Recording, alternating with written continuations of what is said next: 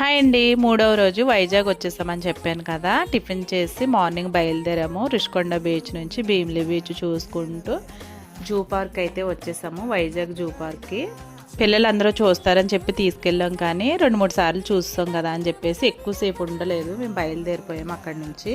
అన్నయ్య గారు చిన్నదైతే టైగర్ ఎలా నడిచిందమ్మా అంటే యాక్షన్ చేసి చూపిస్తుంది అందరికీ. అక్కడి నుంచి మేము కైలాసగిరి వచ్చేసాము. కైలాసగిరిలో అన్నీ చూసుకుంటూ అక్కడే లంచ్ చేసేసాము. గ్లాస్ బ్రిడ్జ్ ఎక్కుదాం అనుకున్నాం, కానీ కొత్తగా ఓపెన్ చేశారు కదా, వందలాది జనం క్యూ ఉంది. అందుకని చెప్పేసి ఇంకా అక్కడికి వెళ్ళకుండా రోప్ వే ఎక్కాము.